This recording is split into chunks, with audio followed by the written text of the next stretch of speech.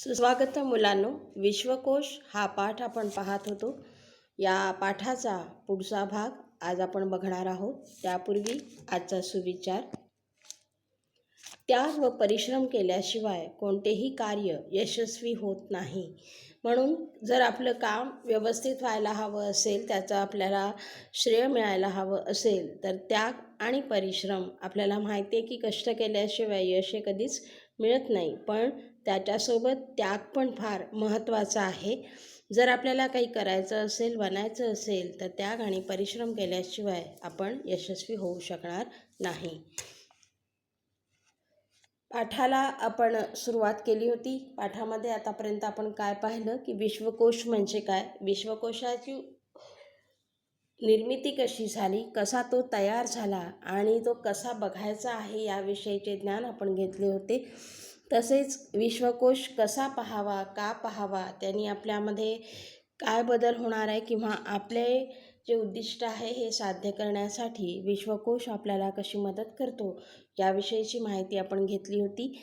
या अंतर्गतच शब्दकोडे आपण शिकलो होतो की शब्दकोड्यांच्या सहाय्याने शब्दकोड्यांचे प्रकार आणि केशरचना या दोन गोष्टीतनं त्यांनी आपल्याला सांगितलं आहे की एखादी गोष्ट, त्याचे संदर्भ, त्याच्याशी निगडीत शब्द आपण कसे शिकतो विश्वकोशाच्या सहाय्याने. तर आपण मागच्या तासिकेला कोडे कसे तयार करतात किंवा कोड्यांचे प्रकार काय किंवा कोड्यांमध्ये किती प्रकार आहेत, त्याच्यातनं आपल्याला काय माहिती होते, तर याविषयीची माहिती घेतली होती. आज आपण केशभूषा याविषयी माहिती जाणून घेणार आहोत की केशभूषा, केश म्हणजे आपले केस, भूषा म्हणजे त्याला जे आपण सजावट करतो किंवा ज्याला आपण वेगवेगळ्या प्रकारांनी केसांची रचना करतो, त्याविषयीची माहिती इथे आपल्याला दिलेली आहे. आजकाल केसांच्या वेगवेगळ्या स्टाईल्स करणे तुम्हाला सर्वांना आवडते, पण मुलांनो, तुम्हाला आश्चर्य वाटेल की पौराणिक काळापासून आकर्षक केशरचनेचे आकर्षण सर्व समाजात होते. पौराणिक काळापासून म्हणजे अगदी जुन्या काळापासून की केशरचनेचे विविध प्रकार आपल्याला बघायला मिळालेले आहे. आता हे प्रकार आपण कुठे पाहतो? सिनेमाच्या साहाय्याने तुम्हाला कळतात किंवा जे काही जुन्या लेणी आहेत याच्यामधून कळतात. आणि जी काही स्टाईल येते जुन्यातनं नवीन, नवीनमध्ये जुनं, किंवा आता जी दिसतं आहे ते कधीतरी आधी होऊन गेलेलं असतं. आता तर मुलं पण वेगवेगळ्या स्टाईल केसांच्या करू लागले आहेत. केशभूषेत अंतर्भूत असणाऱ्या गोष्टी तर काय काय याच्यामध्ये समाविष्ट आहे? केस कापणे, धुणे, नीट करणे, विंचरणे, कुरळे करणे आणि सरळ करणे. तर आता असे या गोष्टींनुरूप केशभूषा ही होत असते.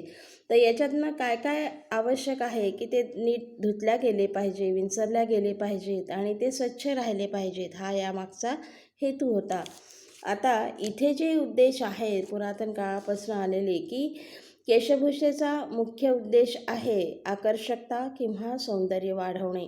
आता केस कसेही ठेवले तर आपण चांगलं दिसणार नाही आणि म्हणून ते आकर्षक कसे होतील, कसे दिसतील आणि त्यातून आपलं सौंदर्य कसं वाढेल याकडे लक्ष दिलं गेलं आहे. आता दुसरा जो उद्देश आहे की केशभूषेचा सामाजिक उद्देश, सामाजिक संकेतानुसार प्रतिकात्मक केशभूषा. आता समोर तुम्हाला काही चित्र येणार आहेत की त्या प्रांताचे, त्या देशाचे लोक त्यांच्या केशभूषेवरून आपल्याला ओळखायला आले आहे. म्हणूनच सामाजिक संकेतानुसार, संकेत म्हणजे त्यांच्या त्या हेअरस्टाईलवरनं आपण समजू शकतो की प्रतिकात्मक केशभूषा त्यांनी केलेली दिसते. आदिम लोक केसांना मातीचा लेप लावून आपला पराक्रम व गुणवैशिष्ट्ये दाखवण्याकरता त्यात विजयचिन्हे किंवा पदके लावत की त्या आदिम लोक म्हणजे जुने आदिवासी लोक की ज्याच्यामधून ते आपल्या केसांना काही विजयचिन्हे किंवा पदके लावत आणि यावरून आपण त्यांना समजत होतो की त्यांनी कुठला पराक्रम केला आहे, गुणवैशिष्ट्ये त्यांचे काय आहेत हे दाखवण्यासाठी केसांना वेगवेगळे विजयचिन्हे किंवा पदके ते लावत असत, त्याचा वापर करत असत. केशभूषेचा उगम यातून झाला असावा आणि केस इतरांना दिसू न देण्याच्या पुरातन स्त्रीच्या प्रयत्नातून केशबंधाची कल्पना पुढे आली असावी. कारण स्त्रीचं सौंदर्य हे केसामध्ये असतं हे तुम्हाला माहिती आहे की केस हे त्या काळी अतिशय लांब असायचे आणि याच्यासाठी हे नजरेत कोणाच्या येऊ नये म्हणून स्त्री त्याच्यासाठी वेगवेगळी केशभूषा करून त्या केसांना कसं झाकता येईल आणि म्हणूनच केशबंधाची कल्पना म्हणजेच हेअरस्टाईलची कल्पना पुढे आली असावी की हे केस छोटे करून कसे ठेवता येतील म्हणून आंबाड्याचे वेगवेगळे प्रकार किंवा केस बांधण्याचे प्रकार पुढे आले असावे. तर आता वेगवेगळ्या पद्धती बघा केसांच्या की अजिंठा, वेरूळ, कोणार्क, खजुराहो येथील शिल्पाकृतीत आढळणाऱ्या स्त्री पुरुषांच्या केशरचना उल्लेखनीय आहेत. तर या ठिकाणी तुम्ही कधी गेला असाल तर तुम्ही नक्कीच ह्या वेगवेगळ्या केशभूषा ज्या स्त्रियांच्या प्रतिकृती आहे त्यातून तुम्हाला दिसल्या असतील की या शिल्पाकृतींमधनं तुम्हाला वेगवेगळ्या केशरचना या स्त्रियांच्या दिसल्याच असणार. या प्राचीन केशरचनांचे अनुकरण भारतीय स्त्रिया करताना दिसतात. आता या अशाच प्रकारच्या केशभूषा आताच्याही स्त्रिया तुम्हाला करताना दिसतात. म्हणजेच काय की जुनी जी गोष्ट आहे ती पुन्हा नव्याने येऊ पाहते. तर अशा तऱ्हेने इथे हा पाठ आपला संपलेला आहे. याचा जो स्वाध्याय आहे तो आपण लिहिणारच आहोत वहीमध्ये. याच्यामध्ये महत्त्वाचा आहे टिपा लिहा जो परीक्षेमध्ये महत्त्वाचा आहे. विश्वकोशाचा उपयोग, विश्वकोशाची निर्मिती प्रक्रिया या 2 गोष्टी हमखास तुम्हाला येणाऱ्या आहेत. याशिवाय शब्दकोडे सोडवल्यामुळे भाषिक कौशल्य वाढते याविषयी तुमचे मत लिहायचे आहे. विश्वकोश पाहण्याचे तुम्हाला लक्षात आलेले फायदे हे पण महत्त्वाचे आहे. केशभूषेचे उद्देश सांगून त्यात कोणत्या गोष्टींचा अंतर्भाव होतो हे स्पष्ट करा आणि विश्वकोशाचा उपयोग तुम्हाला मराठी भाषेतील ज्ञान प्राप्त करण्यासाठी कसा होऊ शकेल ते लिहा. हे सर्वच प्रश्न महत्त्वाचे आहेत.